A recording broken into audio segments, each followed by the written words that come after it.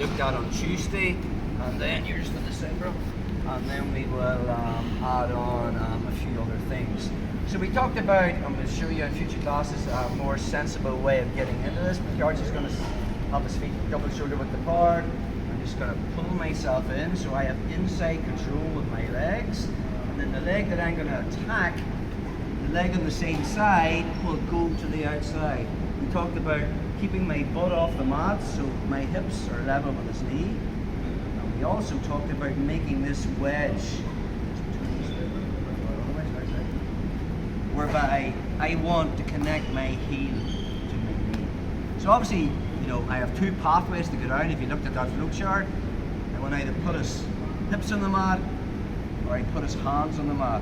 So if I can get access to the secondary leg, I just lift my hips, pull them down. That's getting his hips on the mat. So we looked at that on Tuesday.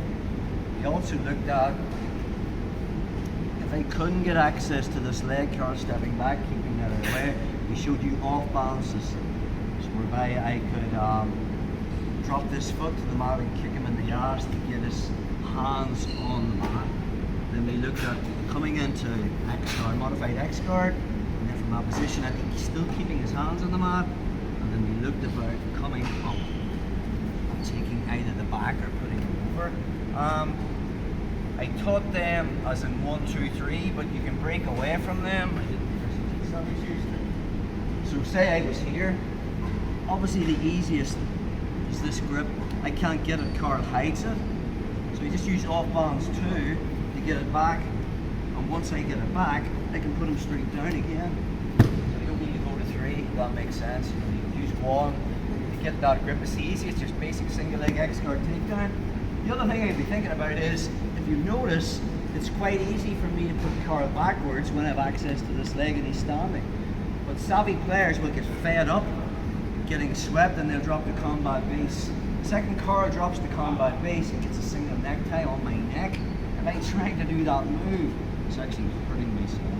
I can't sweep him backwards, but I can put this foot on the mat, see if he's pulling on my neck, and kick him forward, and then we're back into the whole game from here.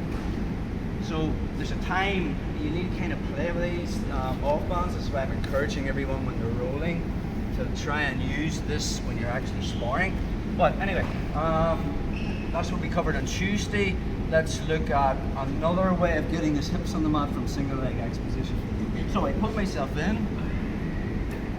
That's the go-to move. I want that, put his hips on the mat. He doesn't give it to me. Off balance 2. I kick him in the ass.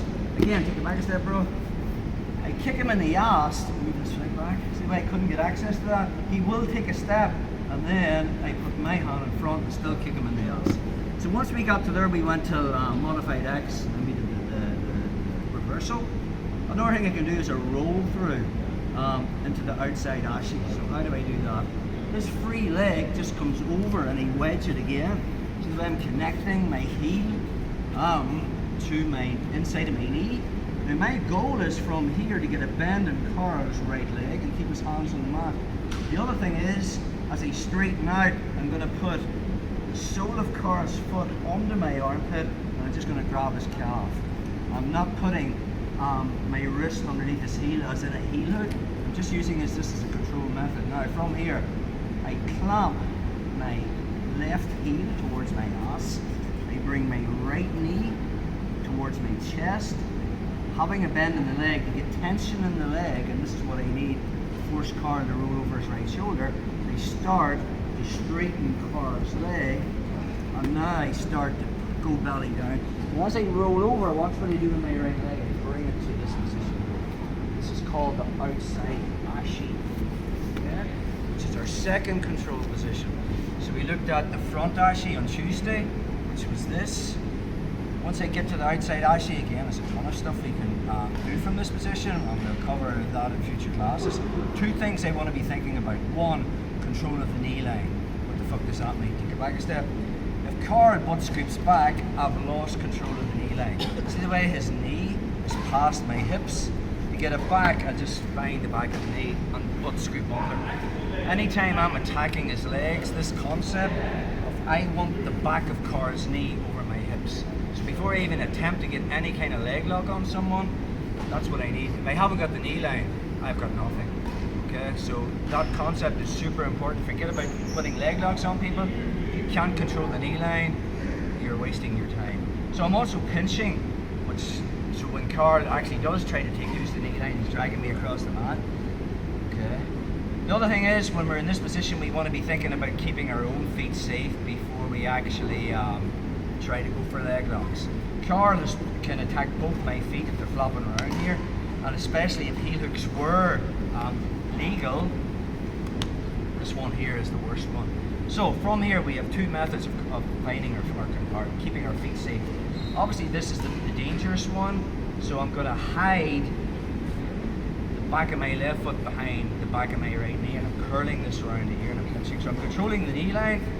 Also my feet are safe, so if Carl wants to go for his leg lock game from that position, it's just really not going to happen. Take a back step. See the way I'm curling this right behind? So my feet are safe. Good. And then again, when the moment's right, I'll be bringing this across and starting to get into my leg lock game. Okay. So, let's do that again.